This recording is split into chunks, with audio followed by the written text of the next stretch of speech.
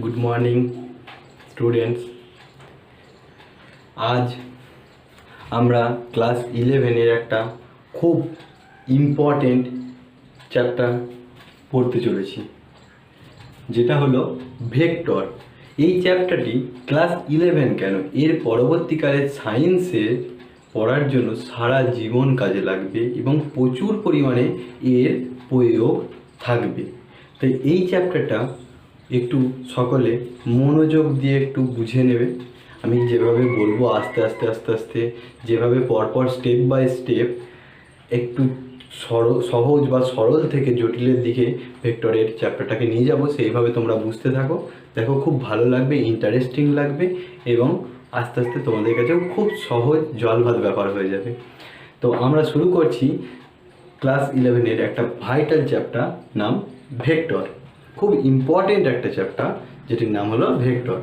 তো vector chapter কথা বলতে গেলেই ভেক্টর জিনিসটা মনে আসে প্রথমেই। তো ভেক্টর কী জিনিস, ভেক্টর কি, আর সেটা কি করা হয়, সেই সম্বন্ধেই প্রথম প্রশ্ন আসবে আমাদের মনে। তো সেই সম্বন্ধে বলতে পারি আমরা, পৃথিবীতে আগে যে ফিজিক্যাল কোয়ান্টিটি বলে আমরা যে চ্যাপ্টারটা পড়েছিলাম, সেখানে দেখেছিলাম যে ভৌত রাশি অনেক রকম হয়, বিভিন্ন রকম পরিমাপের ভিত্তিতে করা যায়, ফান্ডামেন্টাল, ডিরাইভ পড়েছিলাম। তো সেইভাবে আমরা যদি বলি, ভৌত রাশিকে আলাদাভাবে ভাগ করলে দুভাগে ভাগ করা যায়। Physical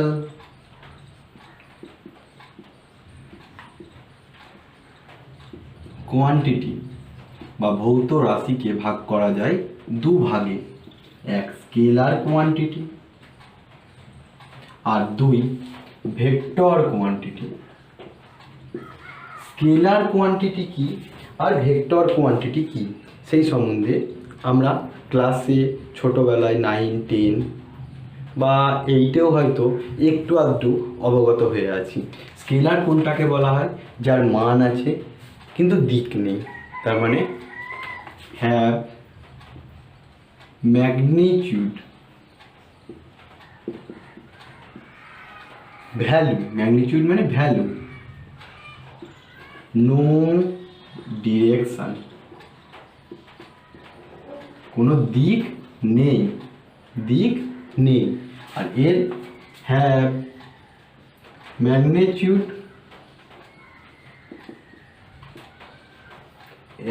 as well as direction,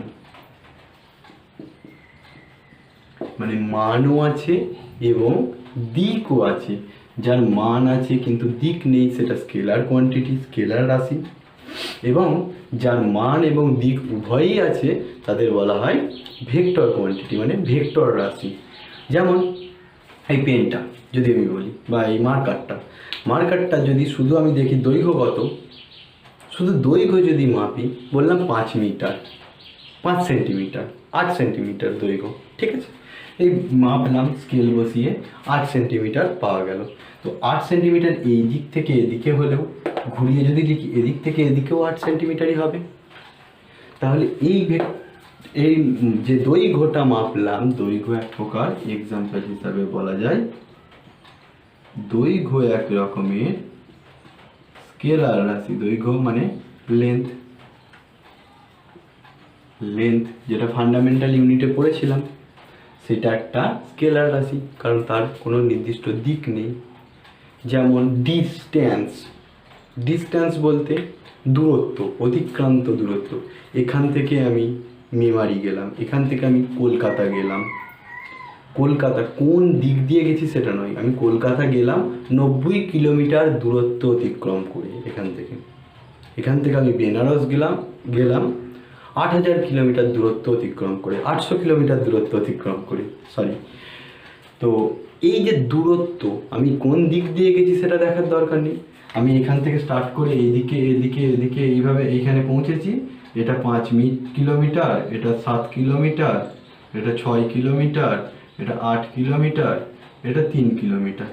5, 6, 5, 7, 6, 8, 3 সব যোগ করে দেখা গেল 5 আর 7 12 আর 6 18, 8 26, 27, 29। আচ্ছা, এটা 4 করে দিই, তাহলে 30 রাউন্ড ফিগার আসবে। 30 কিলোমিটার, 30 কিলোমিটার।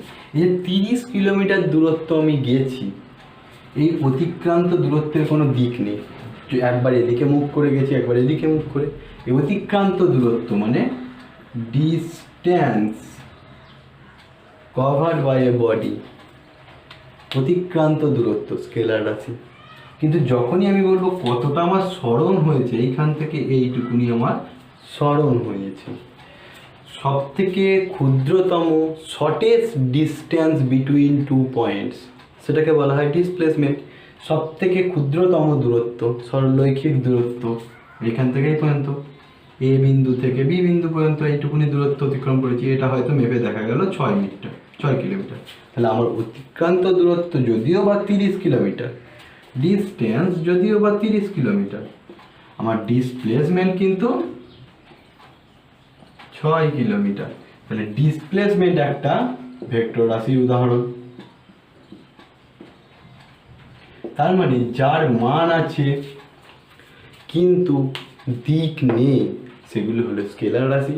আর যার মান দিক উভয়ই আছে, সেগুলোকে বলা হয় ভেক্টর রাশি। এবার আমরা দেখব এই চ্যাপ্টারতে ভেক্টর রাশিকে কিভাবে লেখা হয়, কি কি ভেক্টর রাশির উদাহরণ আছে, কোনগুলোকে কিভাবে অ্যাপ্লাই করা হয়, এইগুলো আস্তে আস্তে আমরা দেখব। ঠিক আছে, লিখে নিয়েছো? মুছি।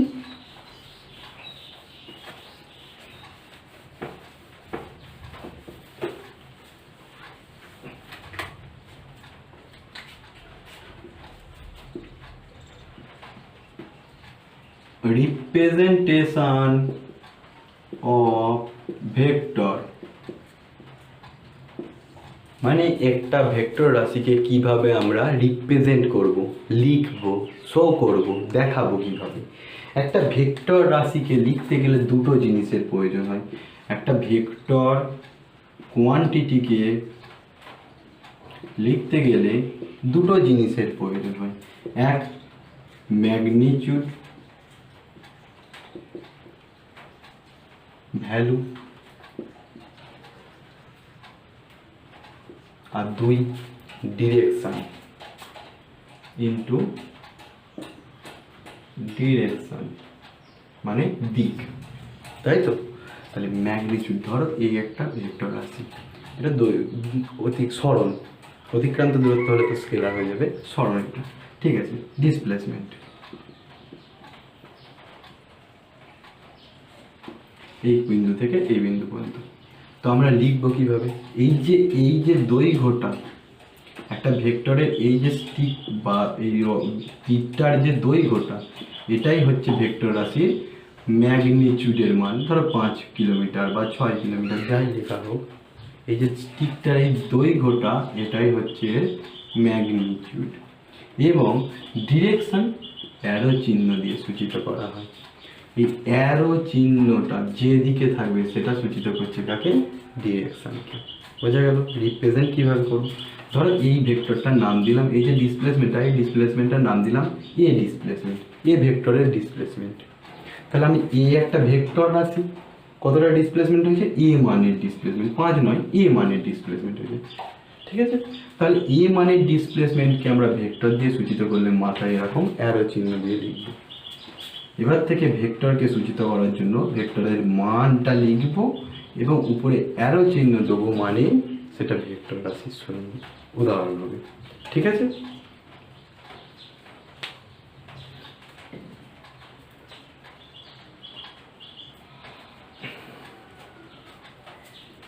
মুছি।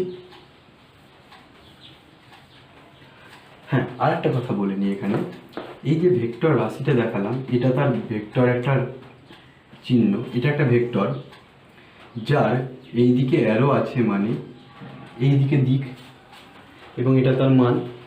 এই যে মান এবং দিক দুটোই আছে, তার পিছন দিকটাকে বলা হয় টেল, এবং যেদিকে অ্যারো থাকবে সেটাকে বলা হবে হেড। ঠিক আছে, হেড এবং টেল, ক্লিয়ার? এবার মুছে দিচ্ছি, তোমরা লিখে নাও।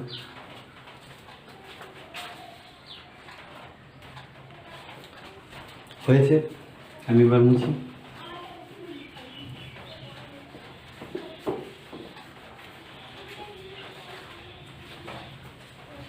এরপর যেটা দেখবো সেটা হচ্ছে টাইপস অফ ভেক্টর। ভেক্টর কত রকমের হয়, কি কি প্রকার হয়। Types of vector. ভেক্টর বিভিন্ন রকমের হয়, একটা একটা করে আমি নাম বলছি এবং একটু করে বুঝিয়ে দিচ্ছি। 1 নম্বর ইকুয়াল ভেক্টর। কাকে বলে? ইকুয়াল কথার মানে কি? সমান, সমমানের ভেক্টরকে বলা হবে ইকুয়াল ভেক্টর। ইকুয়াল মানে সমান, মানে সমমানের যে ভেক্টর সেটাকেই বলা হবে ইকুয়াল ভেক্টর। ঠিক আছে? তো ইকুয়াল ভেক্টর, ধরো এ একটা ভেক্টর, বি একটা ভেক্টর, দুটোকে আমি তখনই বলবো ইকুয়াল ভেক্টর যখন, দুটোকে আমি তখনই বলবো ইকুয়াল ভেক্টর যখন কি হবে, যখন এ ভেক্টরের মান মানে ম্যাগনিটিউড এবং বি ভেক্টরের মান সমান হবে। একইভাবে এ ভেক্টরের দিক, ম্যাগনিটিউড মান এবং দিক দুটোই একই হবে, তখন আমরা বলবো এ আর বি দুটো ভেক্টর ইকুয়াল ভেক্টর। তার মানে মান একই হতে হবে, দিকও একই দিক হতে হবে। এ ভেক্টরটা এরকমভাবে যদি সূচিত করি, বি ভেক্টরটাকেও এটা হতে হবে এবং মানে এবং দিকে একই দিকে হলে তখন আমরা বলতে পারবো এ আর বি ইকুয়াল ভেক্টর। যদিও এটা নয়, এর উপরে এটাকেও যদি বি ভেক্টর বলি তখন সেটাকে বলবো equal vector. Magnitude same, direction same, দুটোই যদি সেম হয় তখন তাকে বলবো ইকুয়াল ভেক্টর। ওকে?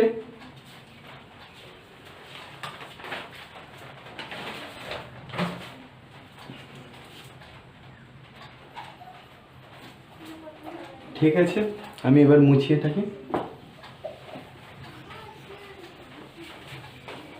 এবার যেটা বলবো 2 নম্বর আনইকুয়াল ভেক্টর।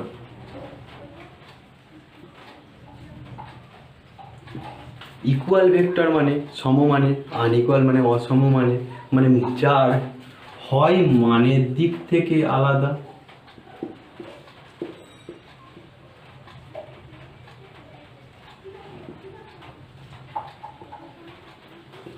অথবা দিকের দিক থেকে আলাদা,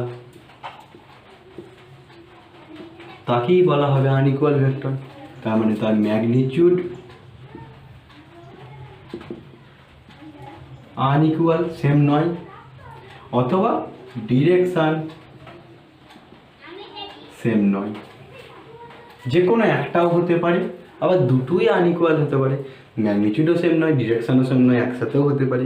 শুধু ম্যাগনিটিউড সেম নয়, ডিরেকশন সেম হতে পারে, অথবা ডিরেকশন সেম নয়, ম্যাগনিটিউড সেম হতে পারে। তারাই আনইকুয়াল ভেক্টর। ঠিক আছে? আনইকুয়াল ভেক্টরের পর যেটা বলবো সেটা হচ্ছে প্যারালাল ভেক্টর, সমান্তরাল ভেক্টর।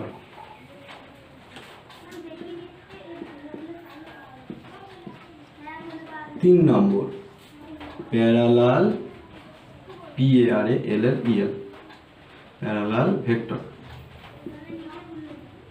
ঠিক আছে, প্যারালাল মানে সমান্তরাল ভেক্টর কোনগুলোকে বলবো? সমান্তরাল বলতে যাদের দিকগুলো নির্দিষ্ট দিকে পরস্পরের উপরে পতিত হয়ে নেই, একে অপরের সঙ্গে ডিস্টেন্স মেনটেন করে চলেছে, কিন্তু সেম ডিস্টেন্স, এই দিকের ডিস্টেন্সও যা, এই ভেক্টরটা যদি এত বড় হয়, এখানে ডিস্টেন্সটাও যদি সেম হয় তখন তাকে বলবো প্যারালাল ভেক্টর। এরপর আমরা যেটা বলবো সেটা হচ্ছে অ্যান্টি প্যারালাল ভেক্টর। 4 নম্বর অ্যান্টি প্যারালাল। প্যারালাল ভেক্টরে যেটা বলেছি সেটা হচ্ছে প্যারালাল মানে পরস্পর একই দিকে এবং সমান্তরাল হলে তখন তার সেই ভেক্টরটাকে বলা হবে শুধুমাত্র প্যারালাল ভেক্টর। আর অ্যান্টি প্যারালাল মানে সমান্তরাল কিন্তু বিপরীতমুখী। অ্যান্টি প্যারালাল মানে সমান্তরাল কিন্তু বিপরীত মুখী।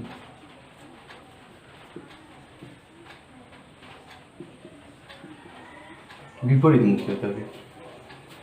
আচ্ছা, মুখী কি বানান ক্ষয় দিয়ে বিপরীতমুখী, ঠিক আছে।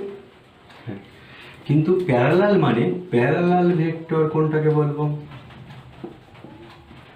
প্যারালাল মানে সমান্তরাল ও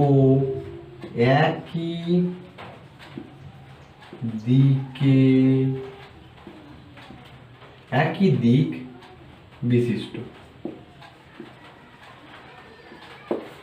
সেম ডিরেকশন,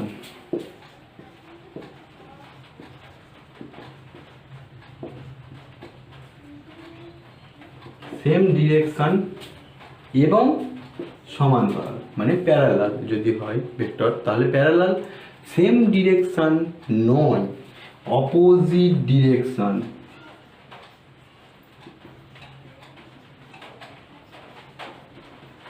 অপোজিট ডিরেকশন এবং একে অপরের সমান্তরাল যদি হয় তখন তাকে বলা হবে অ্যান্টি প্যারালাল ভেক্টর, ঠিক আছে। এরপর যেটা বলবো, তাহলে 3 নম্বর প্যারালাল, 4 নম্বর হলো অ্যান্টি প্যারালাল। এরপর যেটা হবে সেটা হচ্ছে কোলাইনার ভেক্টর।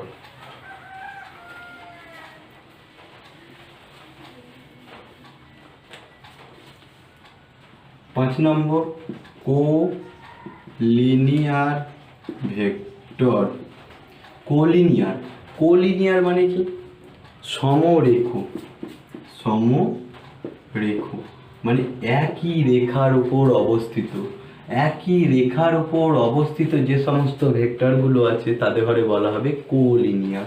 এই একটা ভেক্টর, এই একটা রেখা ধরে দিলাম, এর উপরই আছে এইখানটায় এ ভেক্টর, এইখান থেকে স্টার্ট করে এদিকে বি ভেক্টর, একই রেখার উপরে।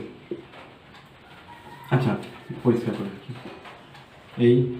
এইটা এ ভেক্টর ধরো, এইখান থেকে স্টার্ট করেছে এ ভেক্টর, এইখান থেকে স্টার্ট করে এটা বি ভেক্টর, এটা এইদিকে এইখান থেকে সি ভেক্টর। তাহলে তিনটে ভেক্টরই একই রেখার উপর অবস্থিত।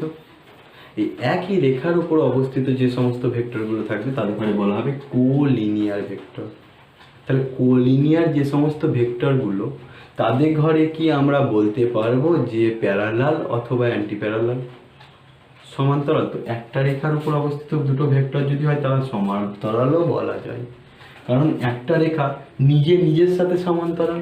তাই কোলিনিয়ার ভেক্টর হয় প্যারালাল হতে পারে অথবা অ্যান্টি প্যারালাল হতে পারে, ঠিক আছে। হতে পারে, হবে বলতে যদি বলা হয় যে এ এবং বি ভেক্টর দুটো কোলিনিয়ার ভেক্টর, তাহলে তারা কি প্যারালাল ভেক্টর? অবশ্যই তারা প্যারালাল ভেক্টর। এ আর বি, বি আর সি বা এ আর C anti parallel vector, collinear অথচ অ্যান্টি প্যারালাল ভেক্টর, ঠিক আছে। এরপর যেটা বলবো সেটা কোলিনিয়ার হলো, এরপরে যেটা হবে সেটা হচ্ছে কোপ্লেনার ভেক্টর।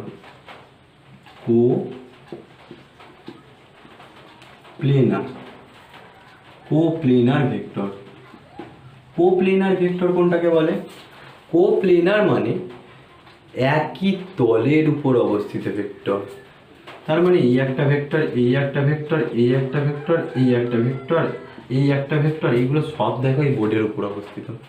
কোপ্লেনার ভেক্টর একই প্লেনের উপর অবস্থিত যত ভেক্টর আছে সব ভেক্টর কোপ্লেনার ভেক্টর, একে অপরের সাথে কোপ্লেনার মানে সমতলীয়। এক্সাম্পল, এই যে একই তলে আমি খাতার উপরে দুটো ভেক্টর রাখলাম বা দুটো পেনকে এইভাবে রাখলাম, কোপ্লেনার ভেক্টর। আমি অন্য কোনো জিনিসের উপরে ধরো দুটো পেনকে রাখলাম, এই একটা ধরো এটা একটা মার্কার আর একটা মার্কার, হ্যাঁ এই একটা মার্কার। এই দুটো মার্কারকে আমরা ধরলাম দুটো ভেক্টর, এই দিকটা তার অভিমুখ। এই দুটোকে যদি আমি এইভাবে ধরি, এরা একটা তলের উপর অবস্থিত, এই যে দেখা যাচ্ছে এই তলটার উপর। আমি যদি এই খাতাটাকে ভাবি নিয়ে, তাহলে খাতাটার মধ্যে এই তলের উপর অবস্থিত, এই যে এইভাবে ধরলে এই তলের উপর অবস্থিত, তার বা বোর্ডের মধ্যে যদি ধরি এই যে এইভাবে এটা একটা তলের উপর অবস্থিত। আর দুটো ভেক্টর পরস্পর সর্বদা, এটাকে যদি আমি এরমভাবে বেঁকিয়ে ধরি তাহলে এটাকে আমি এইভাবে ধরলেও সেটা তলের উপর অবস্থিত, এটাকে যদি আমি এইভাবে ধরি তাহলে সেটাকে আমি ঘুরিয়ে এইভাবে তলের উপর অবস্থিত করতে পারবো। তার মানে যে কোনো দুটি ভেক্টর সর্বদা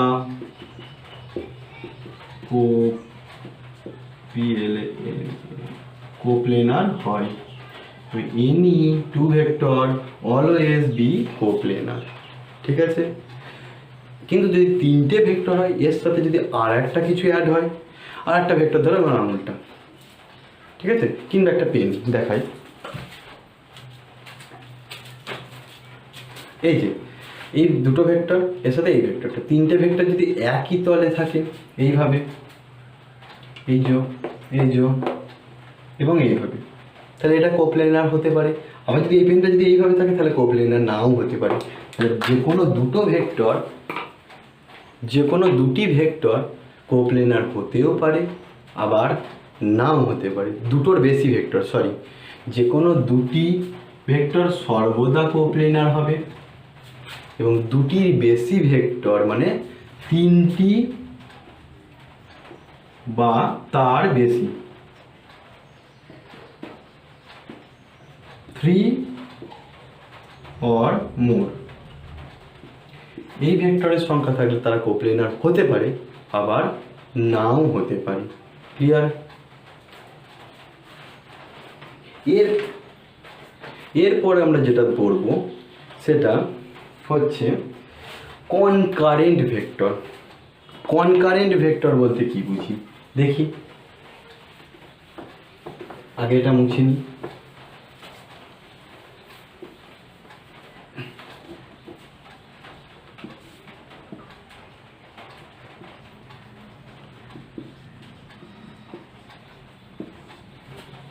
কনকারেন্ট ভেক্টর বলতে যখন দুটি বা তার বেশি vector acting at same point, মানে ভেক্টর একটা বিন্দু থেকে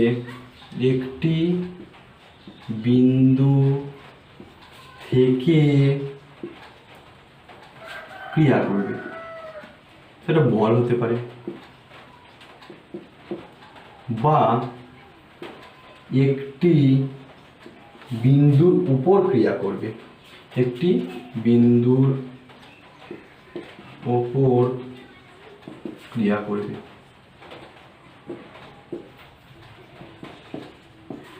তার মানে এই একটা ভেক্টর এ ভেক্টর এই বিন্দুটা থেকে ক্রিয়া করছে, এই একটা ভেক্টর বি ভেক্টর এই বিন্দু থেকে অন্যদিকে ক্রিয়া করছে, এই একটা ভেক্টর সি ভেক্টর এই বিন্দু থেকেই ক্রিয়া করছে।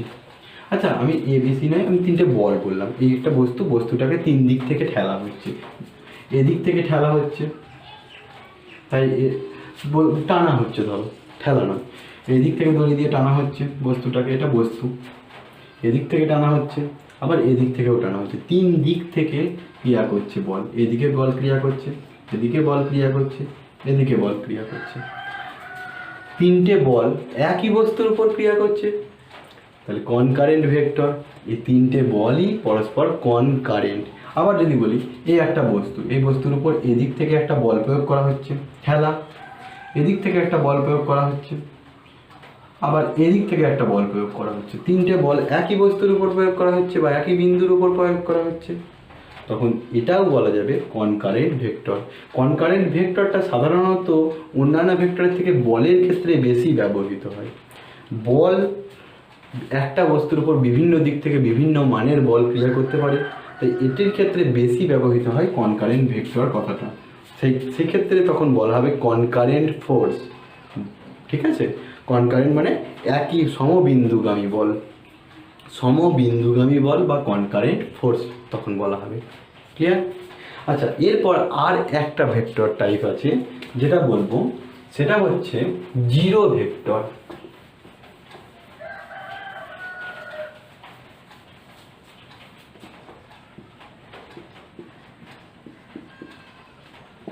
জিরো ভেক্টর কোনটাকে বলবে? যে ভেক্টরের মান শূন্য, জিরো জিরো, বোঝা গেল? যে ভেক্টরের মান শূন্য কিন্তু জিরো ভেক্টরের দিক আছে, কোন দিকে সেটা বলা যাবে না। কোনো একটা ভেক্টরের যদি মান শূন্য হয় তার কোনো অভিমুখ অ্যারো দিয়ে দেখাতে পারবো না, তাই কোন দিকে বলা যাবে না। কিন্তু যদি প্রশ্ন কোনো জায়গায় পড়ে জিরো ভেক্টরের কি দিক আছে, অবশ্যই জিরো ভেক্টরেরও দিক নির্দেশ করে। জিরো ভেক্টর দিক নির্দেশ করতে পারে, জিরো ভেক্টরের দিক আছে, শুধুমাত্র মানটা শূন্য। যেমন একটা এক্সাম্পল দিয়ে বলি, একটা বস্তুর উপর প্রযুক্ত বলের মান, ধরো একটা বস্তুর উপর প্রযুক্ত বল ধরে নাও 10 নিউটন বল প্রয়োগ হচ্ছে। আচ্ছা, এটা না, এরকম ধরি, এই পৃথিবী, এটা চাঁদ, পৃথিবী চাঁদকে একটা আকর্ষণ করছে একটা বল দিয়ে, তার একটা মান আছে। কিন্তু পৃথিবী থেকে বহু বহু দূরে, সূর্য থেকে, সোলার স্পেস থেকে পেরিয়ে গিয়ে বহু বহু দূরে একটা যদি কণা থাকে, কণা খুব ক্ষুদ্র একটা কণা আছে, তাকেও পৃথিবী আসলে আকর্ষণ করছে, কিন্তু তার মানটা খুব কম। ধরো এটা ইনফিনিটি দূরে অবস্থিত, ইনফিনিটি দূরত্বে থেকে আসা একটা থাকা বস্তুকে পৃথিবী যে বল দিয়ে টানছে, সেই বলটার মানটা যদি আমরা ক্যালকুলেট করি, আগে ক্লাস 8-এ পড়েছিলাম যে সেই ক্রিয়াশীল মহাকর্ষ বলের মান হয় জি এম এম, ধরো এই বস্তুর ভর এম বাই আর স্কোয়ার হয়। এই আর এর মানটা তো ইনফিনিটি, নিচেতেই তো ইনফিনিটি হয়ে যাবে। তাহলে তার মানে কি, একটা বল দিয়ে টানছে যেটা ইনফিনিটি, নিচেতে ইনফিনিটি থাকা মানে তার মান জিরো, এটা একটা জিরো ভেক্টর।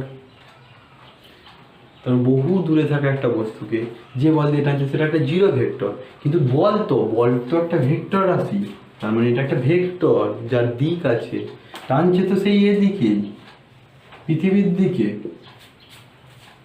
তার দিক আছে কিন্তু মানটা জিরো, তাই তার কোনো আকর্ষণ বল ফিল হচ্ছে না। বোঝা গেল? ক্লিয়ার?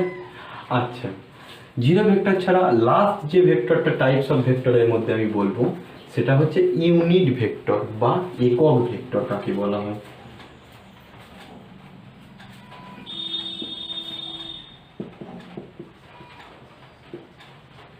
ইউনিট ভেক্টর বলতে যার মান এক। একক ভেক্টর মানে ম্যাগনিটিউডটা হবে,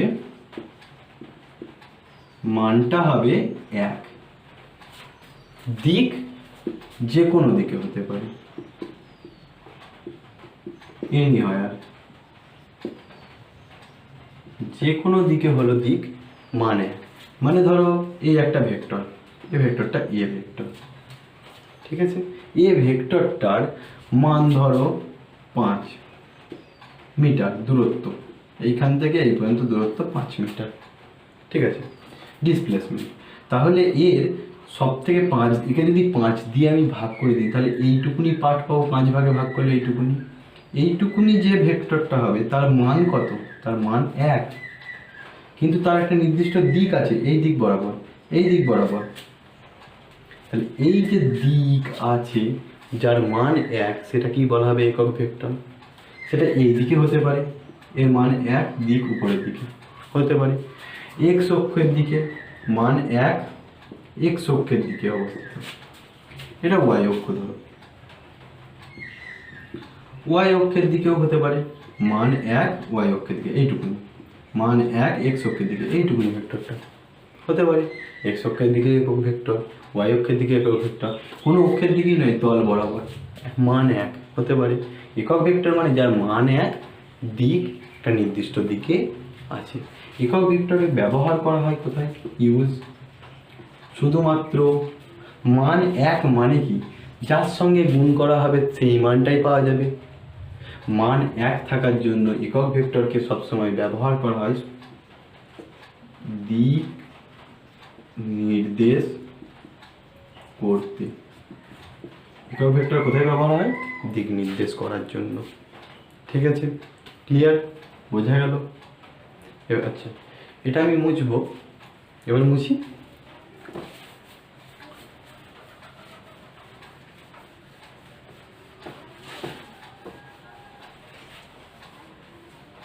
এরপর যেটা বলবো সেটা হচ্ছে parallel shift of A vector. Parallel shift of vector. Parallel shift মানে কি? সমান্তরালভাবে সরানো। শিফট করা মানে সরানো, সমান্তরালভাবে সরানো কোনো একটা ভেক্টরকে। ধরো একটা ভেক্টর একে আমি লিখলাম এখানে আছে, একে আমার এখানে প্রয়োজন নয়, প্রয়োজন এইখানে বস্তু আছে। বললাম বস্তুর উপর কি কোনো বল কাজ করছে? এটা বল এই দিক বরাবর কাজ করছে। আমি এটাকে প্যারালালি শিফট করতে পারি প্রয়োজন পড়লে।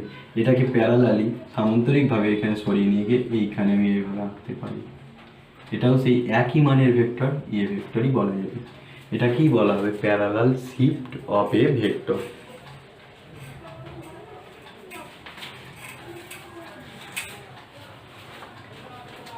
তো এটা হলো parallel shift of A vector, মানে প্যারালালি যেটা শিফট করা যায় সেই ভেক্টরটা। আবার ধরো এই একটা ভেক্টর, এটাকে আমি প্যারালালি বলতে আমি বলেছিলাম একই রেখার উপর অবস্থিত ভেক্টরগুলোকে বলা যায় যে সমান্তরাল ভেক্টর বা অথবা অ্যান্টি প্যারালাল ভেক্টর। তাহলে আমি এই সোজাসুজি সরিয়ে এটাকে আমি এইখানে লিখতে পারি, এটা পি ভেক্টর। এটাকে সরিয়ে এখানে লিখলে ওটা পি ভেক্টর। এটাকেও বলা যাবে parallel shift of A vector. ঠিক আছে,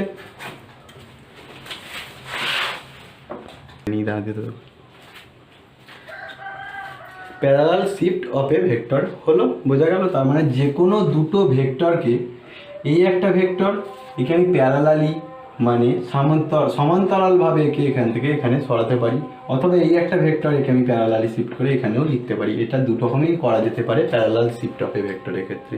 যে কোনো সময় যে কোনো প্রয়োজনে কোনো একটা ভেক্টর প্যারালালি শিফট করে অন্য জায়গায় বসালে তার মান এবং দিক একই রাখতে হবে। প্যারালালি সরালে দিক একই থাকবে এবং মানটাও একই রাখলে সেই ভেক্টরটা একই থাকে। বুঝি?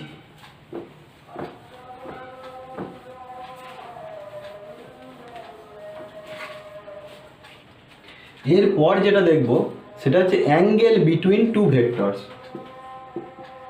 Angle between two vectors.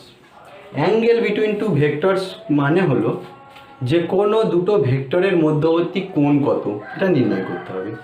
যেরকম বলি একটা কোলাইনার ভেক্টর, এই একটা ভেক্টর, এই একটা ভেক্টর, দুটো একই লাইনে অবস্থিত, একই রেখার উপর অবস্থিত। তাহলে এদের মধ্যবর্তী কোণ কত? যদি একই দিকে থাকে তাহলে তাদের মধ্যবর্তী, এই ছোটটা এ, এইখান থেকেই আবার এটা যদি বি হয়, এদের মধ্যবর্তী কোণ 0 ডিগ্রি বলতে পারবো। একইভাবে প্যারালাল ভেক্টর যদি হয়, এই একটা ভেক্টর, এই একটা ভেক্টর, দুটোই প্যারালাল ভেক্টর, দুটো প্যারালাল ভেক্টরের মধ্যবর্তী কোণ কত? 0 ডিগ্রি। অ্যান্টি প্যারালাল ভেক্টর হলে এই একটা ভেক্টর, এই একটা ভেক্টর, দুটো বিপরীত অভিমুখী অ্যান্টি প্যারালাল ভেক্টর, সেক্ষেত্রে কোণ কত? 180 ডিগ্রি। এই যে নির্ণয় করার নিয়ম অ্যাঙ্গেল বিটুইন টু ভেক্টর, তার নিয়মটা হচ্ছে সব সময়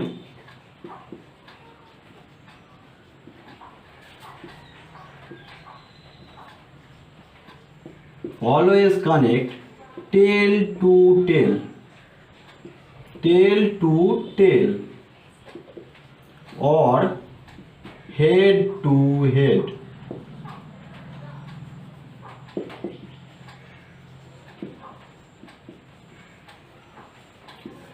মানে এই একটা ভেক্টর এ এবং এই একটা ভেক্টর বি, এই দুটোকে এক জায়গায় নিয়ে গিয়ে জড়ো করলে তবে কোনটা পাওয়া যাবে? দুটোকে এক জায়গায় রাখতে হবে। অবশ্যই এটাকে বলা হয় টেল, এটাকে বলা হয় হেড। এটা টেল, এটা এর হেড। তাহলে এই টেলটা নয় টেলের সঙ্গে জুড়ব অথবা হেডটাকে হেডের সঙ্গে জুড়ব, তবে তার কোণ পাওয়া যাবে, যে দুটো ভেক্টরের মধ্যবর্তী কোণ বার করতে পারবো। যদি দেওয়া হয় এরকম যে এই একটা ভেক্টর এবং এই একটা ভেক্টর, এখানে বললো এই কোণটা 30 ডিগ্রি, দিয়ে জিজ্ঞাসা করলো যে এদের মধ্যবর্তী কোণ কত, দুটো ভেক্টর, এই ভেক্টরটার নাম এ ভেক্টর, এই ভেক্টরটার নাম বি ভেক্টর, এ ভেক্টর এবং বি ভেক্টরের মধ্যবর্তী কোণ কত যদি জিজ্ঞাসা করে, তখন কি হবে? বলা যাবে 30 ডিগ্রি? না, 30 ডিগ্রি নয়, কারণ এখানে টেলের সাথে হেড যুক্ত করা আছে। Always connect tail to tail অথবা হেড টু হেড। তার জন্য কি করতে হবে? প্যারালাল শিফট করতে হবে। হয় এটাকে আমি প্যারালালি শিফট করে এখানে বসাতে পারি, প্যারালালি শিফট করে নিয়ে গেলাম এই বরাবর, যেটাকে আমি এইখানে বসালাম এ ভেক্টরটাকে। তাহলে এই কোণটা 30 ডিগ্রি হলে এটা কত হবে? 180 মাইনাস 30, 150 ডিগ্রি। তার মানে এ আর বি ভেক্টরের মধ্যবর্তী কোণ 150 ডিগ্রি। অথবা এ ভেক্টরটাকে এখানে প্যারালালি শিফট না করে বি ভেক্টরটাকে প্যারালালি শিফট বলেছিলাম, এখান থেকে সরাসরি এইভাবেও সরানো যায়। বি ভেক্টরটার এদিকে আরও আছে, তাই আমি নিচের দিকে বি ভেক্টরটাকে এখানে না লিখে এই দিকে আমি লিখলাম বি ভেক্টর। তাহলে টেল টু টেল জোড়া হয়ে গেল, তখন এ আর বি এর মধ্যবর্তী কোণ 150 ডিগ্রি সহজেই বলা যাবে। তাই টেল টু টেল অথবা হেড টু হেড যোগ করেই দুটো ভেক্টরের মধ্যবর্তী কোণ নির্ণয় করা যাবে। বাড়িতে কাজ থাকবে যেগুলো, সেগুলো হলো কতগুলো ভেক্টর আমি ছবি এঁকে দেব, সেগুলোর কত কত ভেক্টর দুটোর মধ্যবর্তী কোণ সেগুলো নির্ণয় করে আনতে হবে। যেমন 1 নম্বর এটা এবং এটা মধ্যবর্তী কোণ 90 ডিগ্রি বলে দিয়েছি। 2 নম্বর এই একটা ভেক্টর এবং এই একটা ভেক্টর, এদেরও মধ্যবর্তী কোণ 90 ডিগ্রি।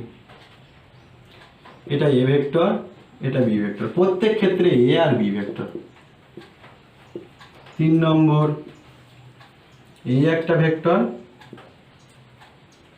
আর এই একটা ভেক্টর, মধ্যবর্তী কোণ 45 degree. A vector B vector. 4 number এই একটা ভেক্টর, এই একটা ভেক্টর, মধ্যবর্তী কোণ 60 ডিগ্রি। এটা এ, এটা বি। 5 নম্বর এই একটা ভেক্টর আর এই একটা ভেক্টর, এটা 60 ডিগ্রি। এ ভেক্টর, এটা বি ভেক্টর, এই 5টা থাক। 5টা ভেক্টরের ক্ষেত্রে কত কত কোণ নির্ণয় করে নিয়ে আসতে হবে। ঠিক আছে, বাই বাই।